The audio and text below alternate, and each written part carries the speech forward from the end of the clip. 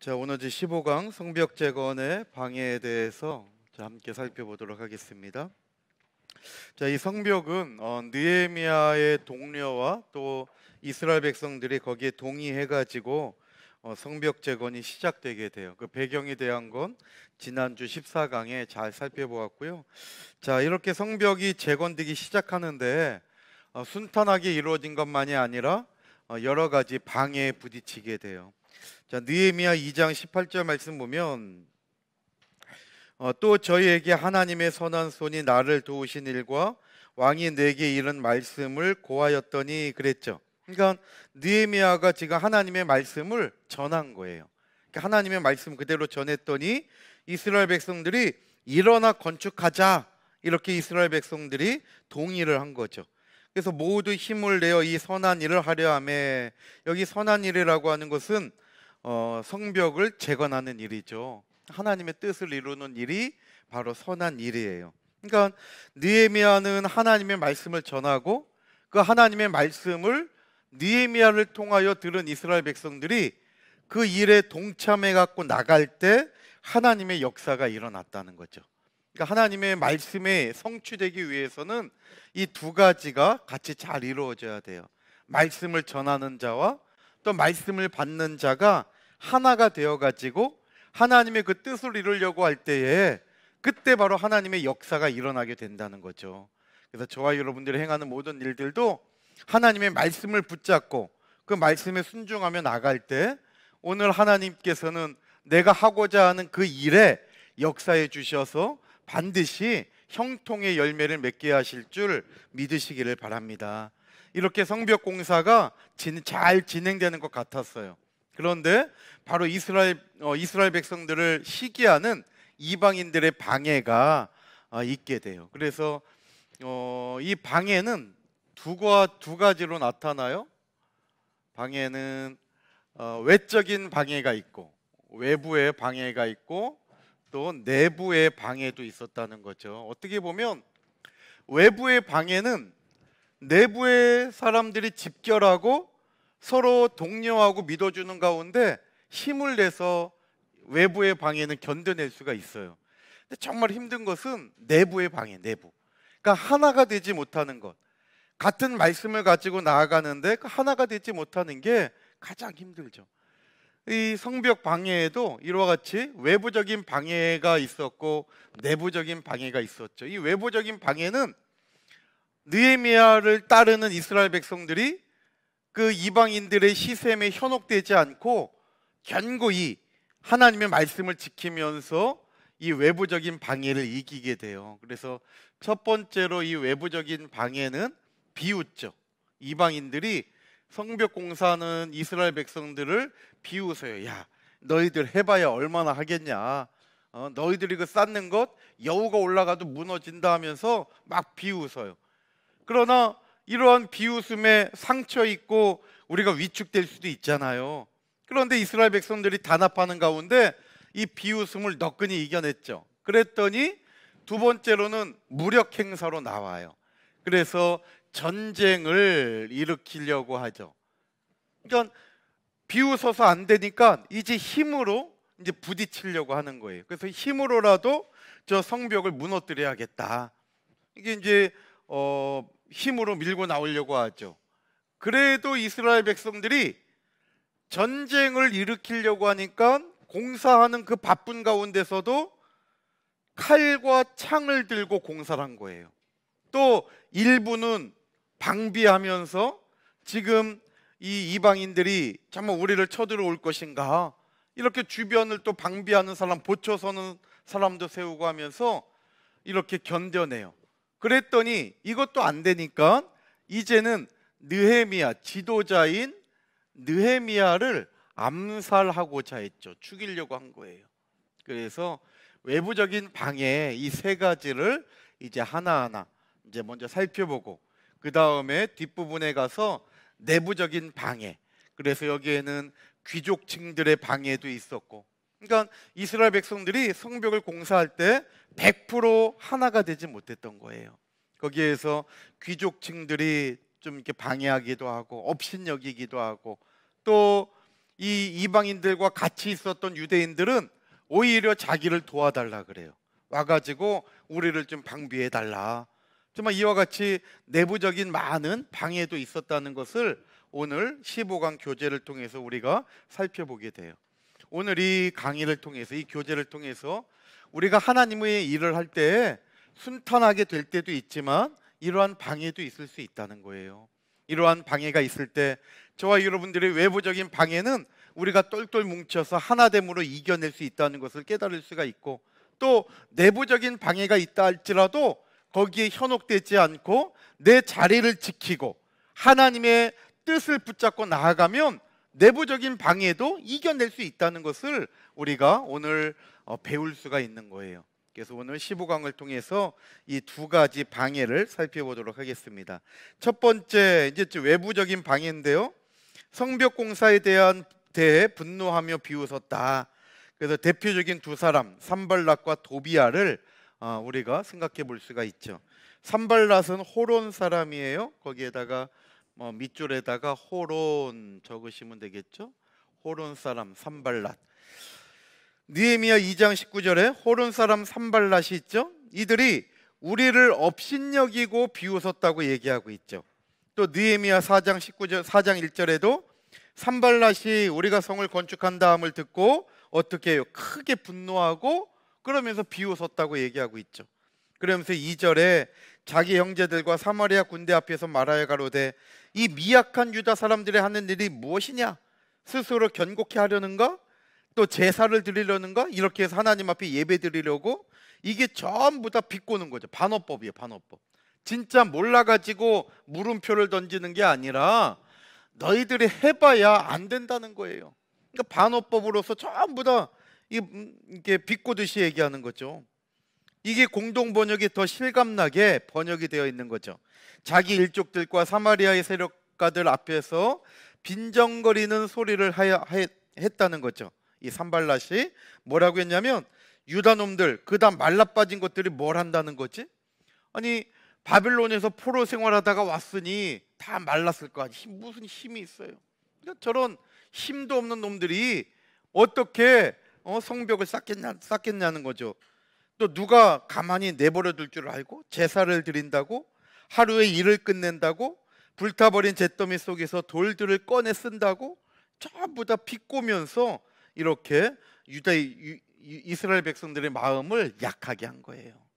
우리도 생활 가운데 야 네가 해봐야 뭘 할 수 있겠냐 이렇게 비꼬고 나를 업신여긴다 할지라도 하나님의 뜻이라면 된다는 거예요. 그러니까 나라고 하는 존재는 너무나 연약하잖아요. 그러니까 나는 아무것도 없어요. 나는 제로라고 한다 할지라도 내가 하나님과 합하여지기만 하면 하나님은 능치 못함이 없는 무한대의 힘을 가지신 분이에요. 그러면 0에다가 무한대를 더하면 나는 0이지만 결과는 무한대 아니에요. 그러니까 나는 아무것도 없고 연약하다 할지라도 내가 하나님께 붙어 떠나지만 않으면 나도 뭐예요? 하나님의 능력을 행하는 사람이 될 수 있다는 거예요.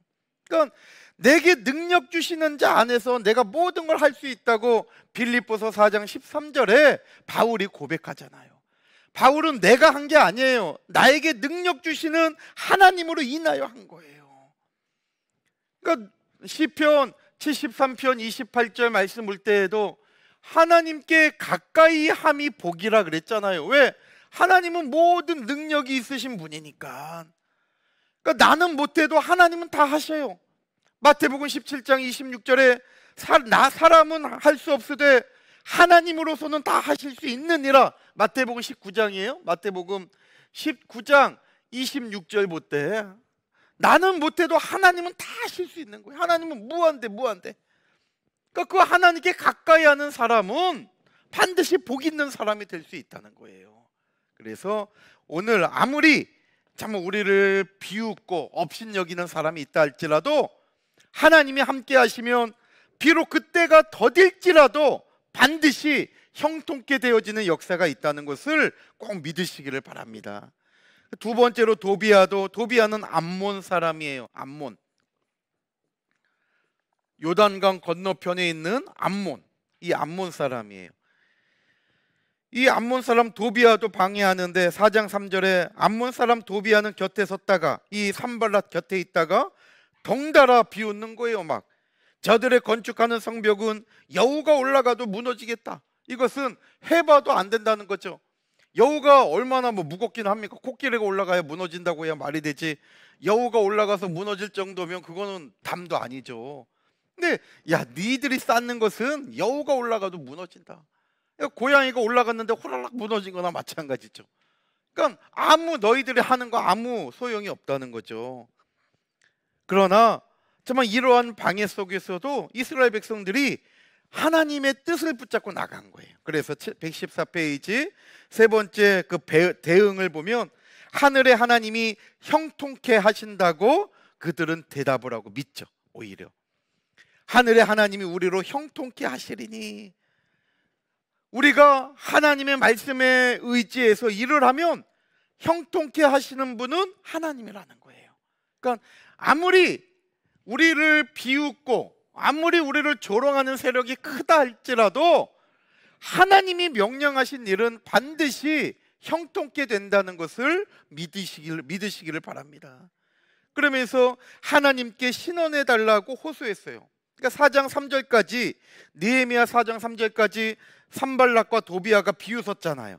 이 비웃음을 듣고 이스라엘 백성들은 절망 가운데 빠진 게 아니라 4절 말씀 보니까 우리 하나님이여 들으시옵소서, 우리가 지금 업신여김을 당하고 있습니다. 하나님, 우리의 이 삶을 하나님 우리를 붙들어 달라는 거예요. 하나님께 신원해요. 신원이라고 하는 것은 억울함을 풀어달라고 요청하는 거죠. 하나님, 내가 억울함을 당했는데 하나님 이걸 풀어주세요. 이렇게 하나님한테 요청하는 거, 이게 신원이에요. 신원. 그러니까 하나님께 지금 이스라엘 백성들은 나의 연약함을 하나님 앞에 매달리면서 기도할 때 하나님께서 그러한 이스라엘 백성들을 붙들어 주신 거예요. 그래서 느헤미야 4장 4절로 5절 한번 읽어볼까요? 우리 시작. 우리 하나님이여 들으시옵소서, 우리가 업신여김을 당하나이다. 원컨대 저희의 욕하는 것으로 자기의 머리에 돌리사 노략거리가 되어 이방에 사로잡히게 하시고 주의 앞에서 그 악을 덮어두지 마옵시며 그 죄를 도말하지 마옵소서. 저희가 건축하는 자 앞에서 주의 노를 격동하였음이니이다 하고 보세요. 이렇게 하나님 앞에 이들의 죄, 이들의 악을 하나님 덮어두지 말고 저들의 죄를 도말, 없애버리지 말라는 거예요. 저들의 그 죄 하나님 하나님께서 갚아달라는 거예요. 이렇게 이스라엘 백성들은 자기가 하려고 한 게 아니라 하나님 앞에 맡긴 거예요.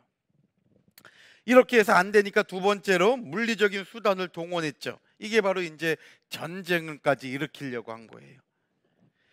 첫 번째로 상황을 보니까 대적들의 분노와 비웃음에도 불구하고 성벽들이 전체적으로 이어져요. 이게 무슨 뜻이냐면, 지난번 성벽 봤지만은 성벽 공사를 할 때, 성벽 공사를 할 때 이제 성벽이 대충 이제 이런 모양으로 되어 있잖아요. 할 때 12문이 있었잖아요. 여기 이제 양문, 그 다음에 어문, 옛문, 그 다음에 에브라임문, 그 다음에 모퉁이문, 그 다음에 골짜기문, 분문, 수문, 샘문이죠. 샘문. 그 다음에 수문, 마문, 그 다음에 동문, 한미간문 해갖고 12문이 있었잖아요. 이 12문을 중심으로 42구역으로 나눠가지고 공사를 지었잖아요. 그러니까 각자 다 일을 하는데 이것이 서로 다 연결이 돼야 완전한 하나가 되는 거잖아요.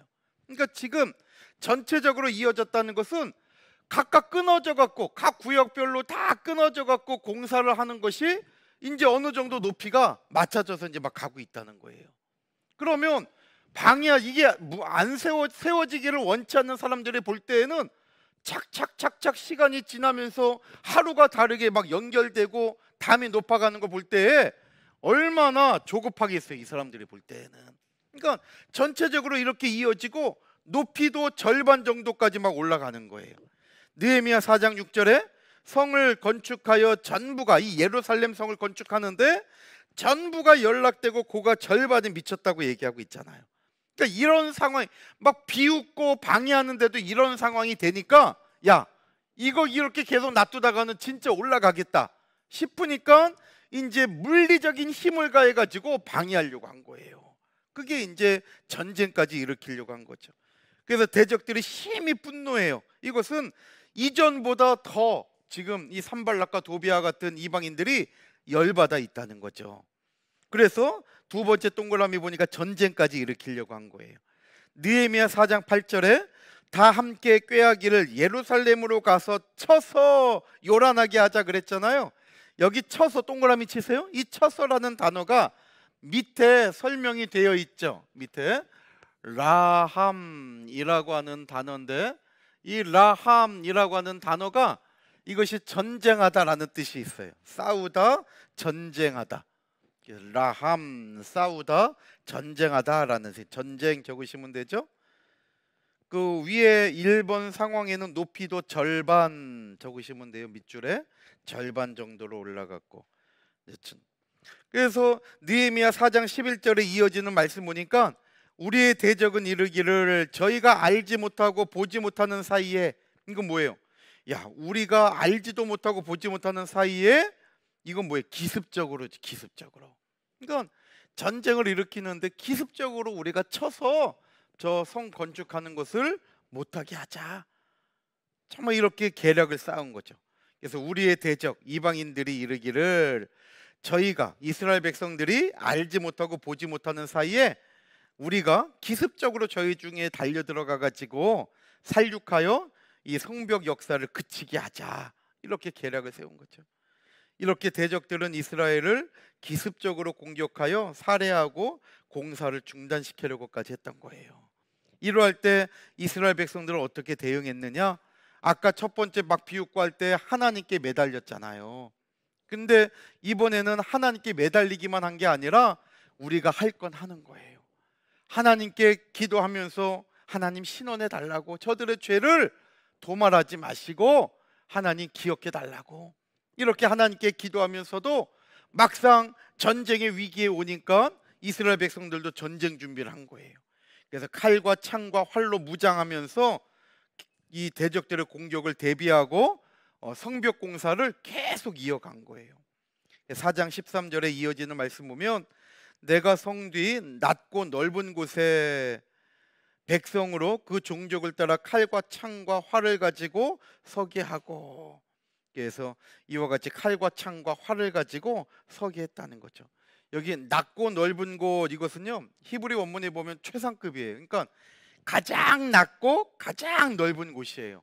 이곳에 칼과 창과 활을 가지고 이스라엘 백성들을 이렇게 서게 한 거예요. 그러니까 가장 낮고 가장 넓은 곳은 전쟁하기 좋은 곳이죠. 그러니까 넓으니까. 그러니까 가장 낮은 곳에 있어서 이 성벽을 다 보는 거예요. 이 성벽에. 그래서 이 성벽을 지킬 때 과연 이 외부인들이 쳐들어올 때에 낮은 곳에서 이게 위를, 성벽을 내다보면서 빨리 누가 침입자가 있는가를 발견하게 하기 위함이에요. 그래서 원문에 보면 그냥 낮고 넓은 곳이 아니라 가장 낮고 가장 넓은 곳에 사람들을 두어서 이렇게 대비를 시킨 거예요. 그리고 한 손으로 일을 하면서 한 손으로는 병기를 잡게 했죠. 그래서 4장 17절에 나와 있죠. 한 손으로 일을 하면서 한 손에는 병기를 잡았다. 그러니까 얼마나 힘들어요. 일만 해도 힘든데. 그런데 한 손에는 병기를 잡고 한 손에는 또 이렇게 일을 하면서 이 성벽 공사를 끊임없이 이루어 갔던 것을 알 수 있어요. 이것도 안 되니까 이제 지도자인 느헤미야를 죽이려고 한 거죠. 그래서 상황을 볼 때 이제 성벽 공사가 절반을 넘어서 이제 마무리돼 가요. 그러니까 문짝만 못 따른 거예요. 이런 이제 문짝들이 있는데, 이런 그 에브라임 문이나 모퉁이 문, 그다음에 한미간 문, 이거 진짜 표시를 할게요. 에브라임 문, 모퉁이 문, 한미간 문, 동문, 마문, 수문, 이 6군데는요 그래도 온전하게 보존되어 있는 곳이에요. 근데 어디에 문이 없었냐면 나머지 양문, 어문, 그 다음에 옛문, 그 다음에 골짜기문, 분문, 그 다음에 여기 샘문, 이 6군데는 문도 없었어요. 그러니까 문이 없으니 성벽을 다 했어도 문으로 그냥 들어올 수가 있잖아요. 그러니까 거의 문을 단다는 것은 이제 마무리가 되는 거죠. 그러니까 마무리가 다 되기 직전에 느헤미야를 죽일 마지막, 그야말로 극단적인 방법을 선택을 한 거예요. 느헤미야를 죽여서 이것을 최종적으로 끝내지 못하게 해야겠다. 그래서 대적들은 두 번째 보면 느헤미야를 암살하려고 했죠. 그래서 1번 동그라미에 5번, 5 적으시면 돼요. 5번이나 회담을 제안해요. 5번, 5번이나 회담을 제안해요. 그래서 대적들이 느헤미야를 죽이기 위해 오노 평지, 이 오노 평지는 예루살렘에서 이 북서쪽에 있는 거예요. 그러니까 여기 이제 지중해잖아요. 여기가 지중해고 갈릴리고 사해바다가 있잖아요. 그리고 예루살렘은 사해바다 옆에 중앙지대에 위치해 있어요. 오노 평지는 사마리아 옆에 요 북서쪽으로 있어요. 지중해 쪽으로. 여기 이제 요 정도 거리가 이제 오노 평지가 있어요. 그리고 그 위쪽으로는 사마리아가 있어요. 사마리아가. 그러니까 이 예루살렘에서 오노 평지까지 느헤미야를 유인하는 거죠. 여기에서 우리 한번 얘기를 하자. 얘기해서 잘 끝내자. 그래서 회담을 제의해서 오라고 했는데 느헤미야가 5번이나 제의한 걸 단호하게 거절을 해요. 느헤미야 6장 2절로 9절에 있는데요. 2절 말씀 보면 산발락과 게셈이 내게 보내어 이르기를 오라 우리가 오노 평지 한 촌에서 서로 만나자 하니 실상은 나를 해코자 함이라 그랬죠. 여기 나는 느헤미야를 얘기하고 있는 거예요. 그러니까 여기 오노 평지는 사마리아 이방인들 자기네 본거지 옆이에요. 그러니까 예루살렘 유대인들이 많이 있는 이 예루살렘에서 이 한적한 유대인들이 별로 없는 이 오노 평지로 이 느헤미야를 유인해 가지고 유대인들이 많이 없는 곳에서 느헤미야를 자연스럽게 죽여버려서 덮으려고 했던 거예요. 근데 느헤미야가 여기 넘어가지 않은 거죠. 그런데 특별히 5번째 편지는 봉하지 않은 편지예요. 편지는 항상 봉해야 되잖아요. 그런데 5번째 편지는 봉하지 않았어요. 이건 일부러 그렇게 한 거죠.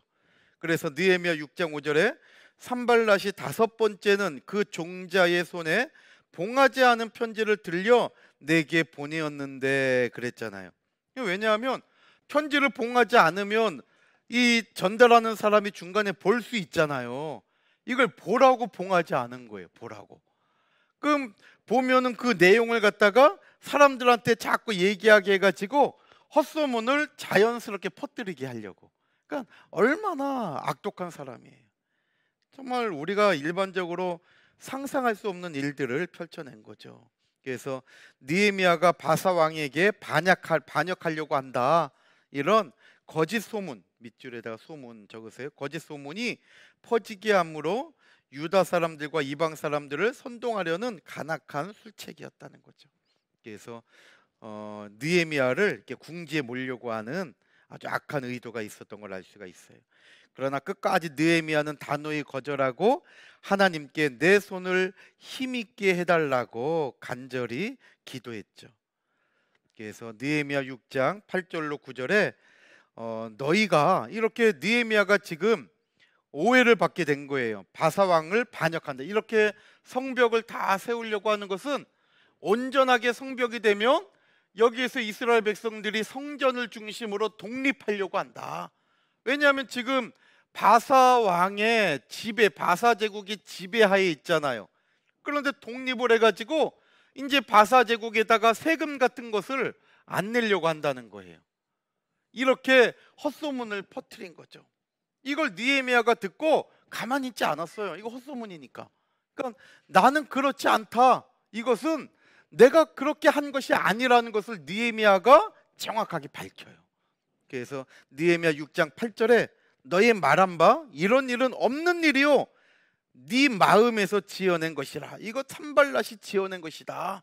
하면서 느헤미야가 정확하게 이 헛소문을 퍼뜨린 근원까지도 얘기해가지고 정확하게 이스라엘 백성들이 혼돈스럽지 않고 혼란스럽지 않게 지도자로서 느헤미야가 정리하고 있는 것을 알 수가 있죠. 그러면서 하나님, 저렇게 외부 대적들이 나를 공격하는데 내 손을 힘있게 하옵소서.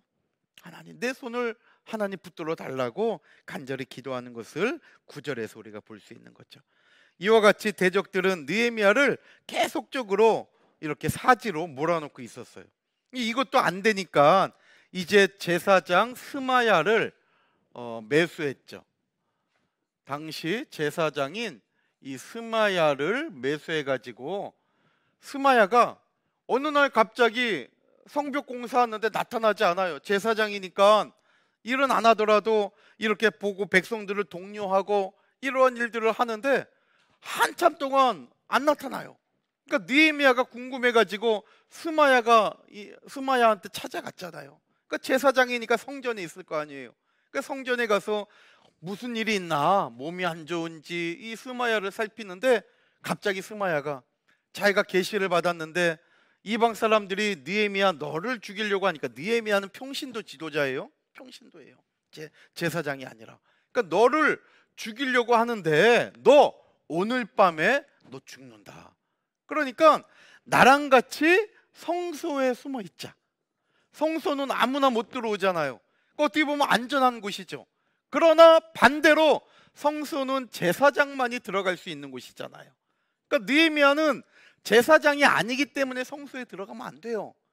그런데 마치 스마야가 느헤미야를 위해 가지고 성소에서 생명을 보존하게 하려는 것처럼 꼬셔가지고 느헤미야가 성소에 들어가면 이걸 가지고 평신도가 성소에 들어왔다고, 느헤미야가 구약의 율례를 어겼다고 소문을 퍼뜨려서 더 이상 느헤미야가 지도자의 자격을 갖지 못하게 하려고 악랄한 괴계를 꾸민 거죠.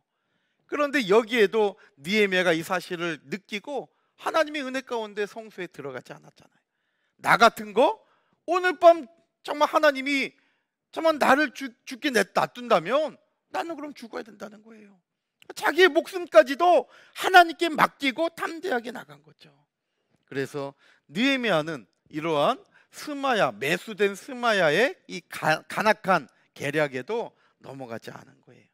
그래서 스마야는 산발랏 일당이 너를 죽이러 올 것이니 외소, 이 외소는 성소를 얘기해요. 외소.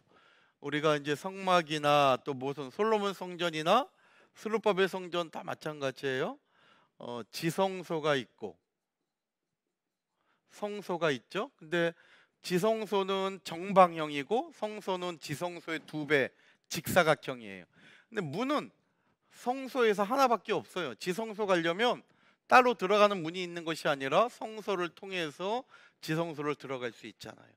그래서 지성소를 안에 있으니까 내소다 얘기하고, 성소는 바깥에 있잖아요. 그러니까 외소다, 바깥 외자를 써가지고 외소다 얘기한 거죠.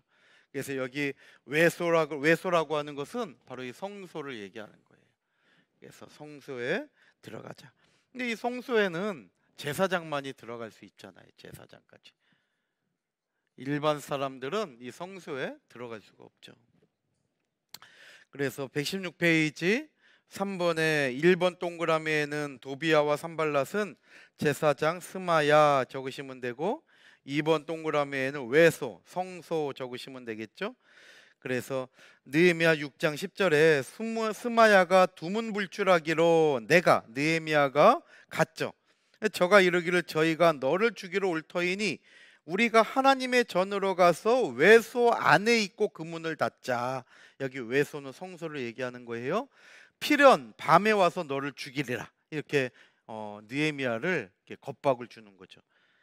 저희가 뇌물을 준 까닭은 나를 두렵게 하고 이렇게 함으로 범죄하게 하고, 느헤미야가 알았잖아요. 그래서 이렇게 함으로, 이거는 뭐예요? 성소에 들어가게 함으로 범죄하게 하고 악한 말을 지어 나를 비방하려 함이었느니라.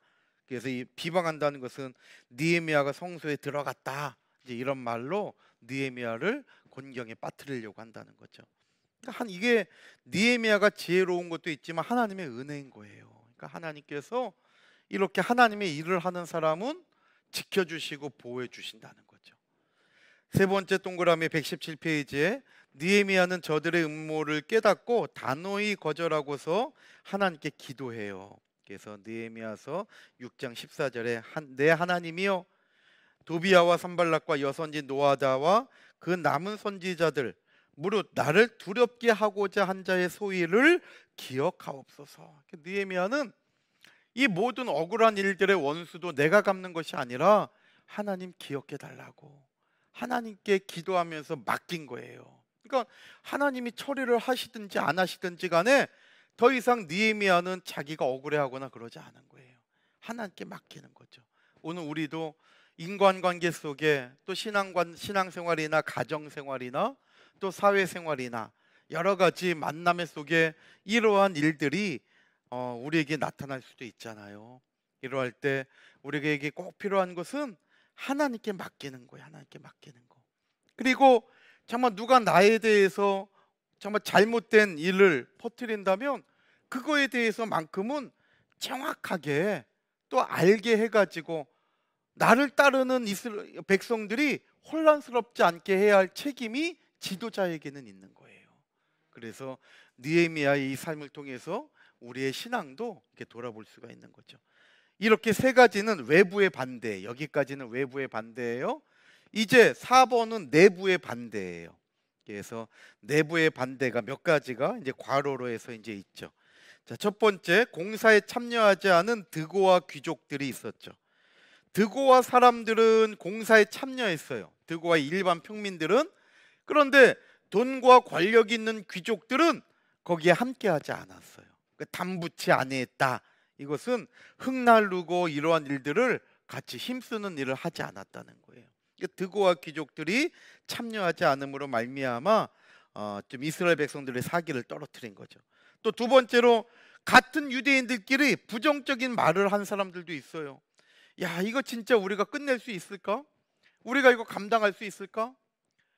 정말 이렇게 사마리아인들, 저 외부인들이 우리를 총공격하는데 우리가 이거 끝까지 이 공사를 이겨내고 마무리할 수 있을까? 이렇게 약해져 가지고 신앙이 약해지는 가운데 부정적인 말을 하는 사람들도 있었다는 거죠. 그래서 대적들이 물리적인 행동을 취하여 예루살렘을 공격하려고 했죠. 이때 공사에 참여했던 유대인들은 부정적인 말을 하기 시작해요. 아니, 얼마나 힘들겠어요. 유대인들이 이 지금 바벨론의 포로로 끌려가서 지금 바벨론에서 포로 생활을 하다가 이 포로 생활 중에 지금 이스라엘로 온 거 아니에요. 그 이스라엘에 와가지고 모든 삶의 터전이 익숙하지도 않아요. 거긴 지금 이방인들이 다 점령하고 있고, 그러한 가운데 이스라엘 백성들이 이 포로 생활도 얼마나 힘들었어요. 그런데 먼 길 1200km 되는 바벨론에서 예루살렘까지 그 먼 길을 걸어와 가지고 또 이 성벽 공사를 한다는 것이 보통 어려운 일이 아니에요. 전쟁 때 불탈 때 느헤미야서에도 나오지만 이 성벽을 쌓은 돌들, 이 돌들이 엄청나게 크잖아요. 이 성벽을 쌓은 돌들이 불에 타가지고 어떤 건 무너져가지고 땅바닥이 막 꼬꾸라져 있는 거예요. 그러면 이걸 또 다 파야 돼. 다 파가지고 또 올리고 깨진 부분은 또 보수해서 채워 넣어야 되고, 그러니 이게 모든 게 힘이 아니면 안 되는 일들이에요. 근데 시간이 지나가면서 힘이 빠지니까 야, 아직도 흙을 저렇게 많이 옮겨야 되는데 나 힘 빠졌다. 이러면서 서로에게 용기를 주는 것이 아니라 도저히 이거 안 된다, 우리 못해, 이런 현실적인 부분, 틀린 말은 아니죠. 그 현실적인 벽을 이기지 못하고 그 현실을 보면서 불평불만했던 사람들이 나타나기 시작하는 거예요. 그래서 느헤미야 4장 10절 보세요. 흙무더기가 아직도 많거늘 담부하는 자, 흙을 나누는 사람들의 힘은 쇠했대요. 우리가 어떻게 성을 건축하겠느냐. 그건 현실적인 부분에 부딪힌 거죠. 마치 가나안에 들어가기 위해서 이스라엘 백성들이 12명의 정탐꾼이 가데스에서 갔다 오잖아요. 이때 10명의 정탐꾼이 얘기할 때 뭐라 그래요? 본 그 현실을 그대로 얘기했잖아요. 그 민수기 13장 31절에 우리는 능히 올라가서 그 백성을 치지 못하리라. 왜? 너무 강해 보이니까. 틀린 말이 아니에요. 맞는 말이죠. 그러나 하나님이 함께 하시면 우리보다 강한 자도 이길 수 있다는 거예요. 그러니까 아까 말씀드린 것처럼 내 힘은 제로라 할지라도 하나님은 무한되기 때문에 이 하나님의 힘에 내가 붙어서 하나님과 함께 하기만 하면 나는 지지만 하나님 때문에 우리는 승리하는 삶을 살아갈 수 있다는 거죠. 그래서 오늘 현실이 맞아요. 그렇지만은 그 현실에 내가 무너지지 않고 주눅들지 않는 것은 나에게는 무한하신 하나님이 계시기 때문이에요.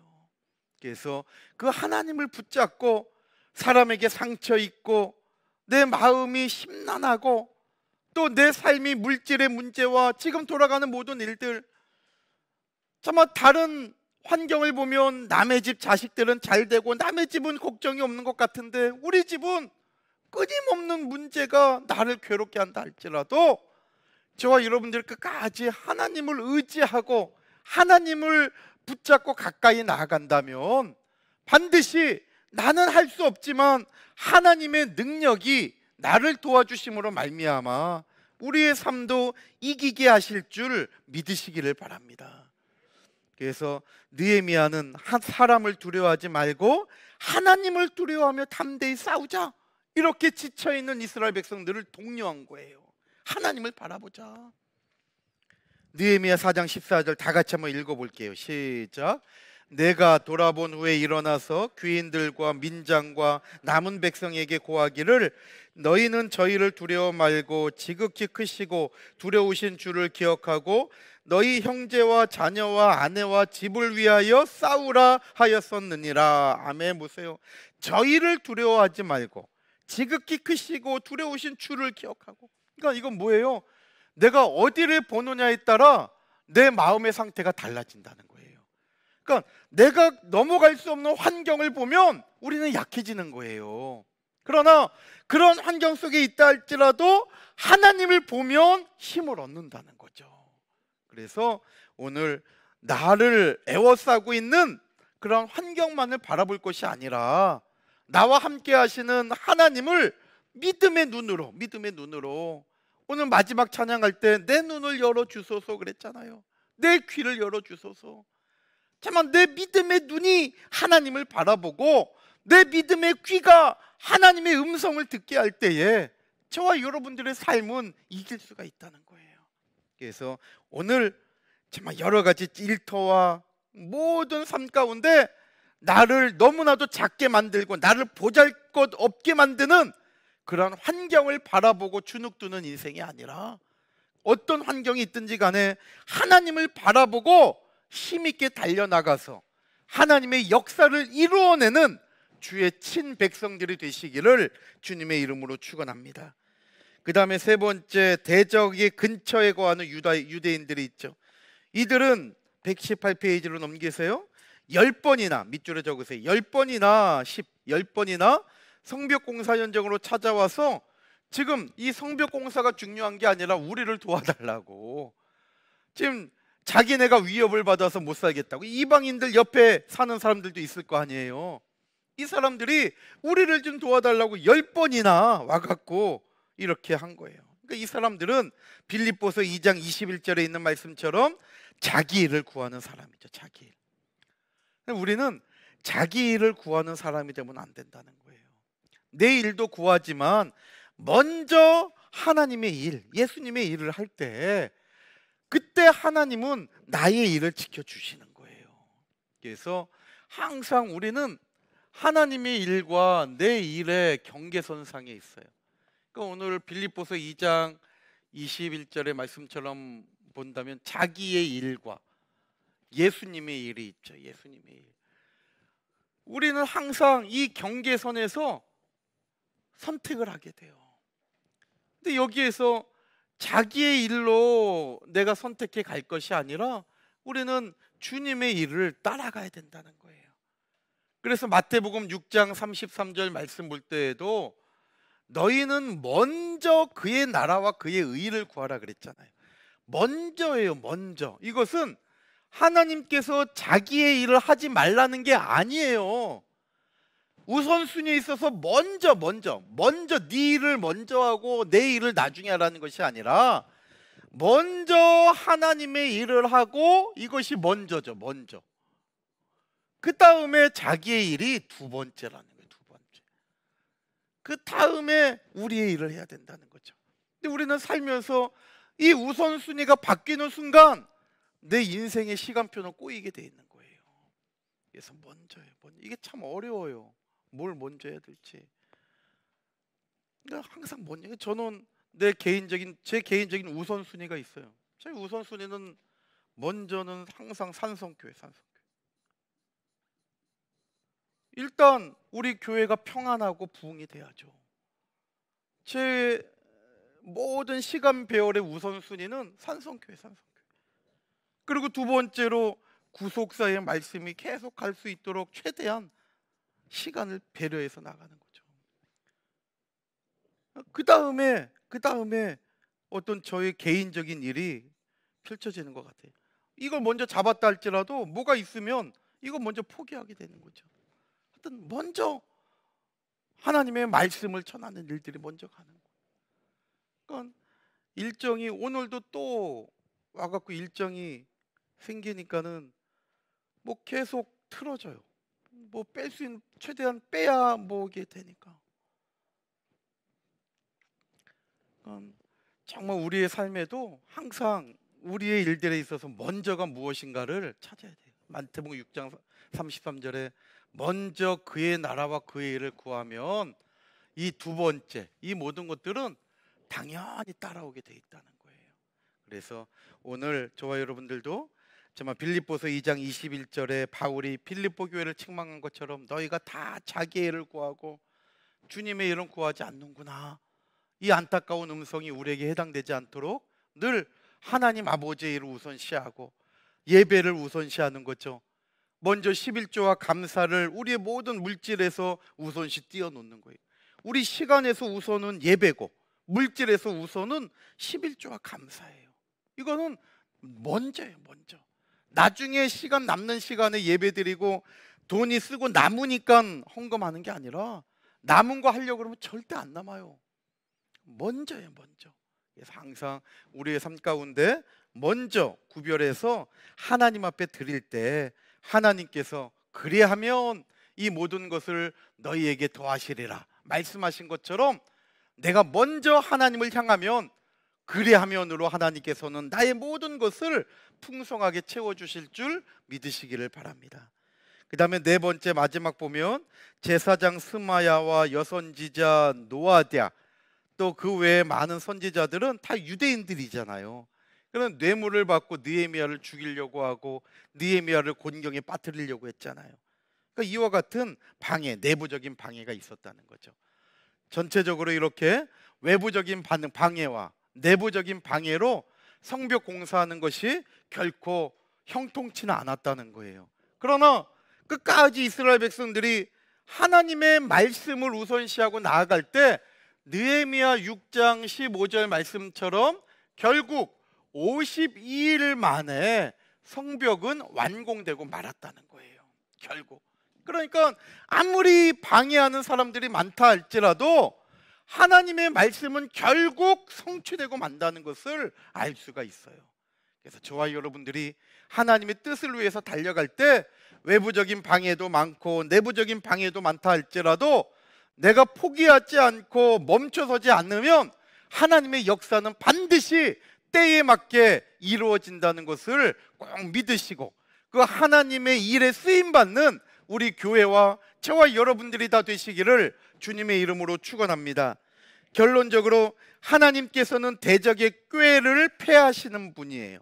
대적들의 꾀, 우리를 넘어뜨리려고 하는 많은 이 악한 꾀를 하나님은 다 패하셔요. 그러니까 우리가 걱정할 게 없는 거죠. 자, 느헤미야서 4장 15절 한번 읽어볼게요. 시작. 우리의 대적이 자기의 뜻을 우리가 알았다 함을 들으니라. 하나님이 저희의 꾀를 폐하셨으므로 우리가 다 성에 돌아와서 각각 역사하였는데. 아멘. 보세요. 여기 굵은 글씨로 되어 있는데 이 굵은 글씨의 주어가 하나님이잖아요.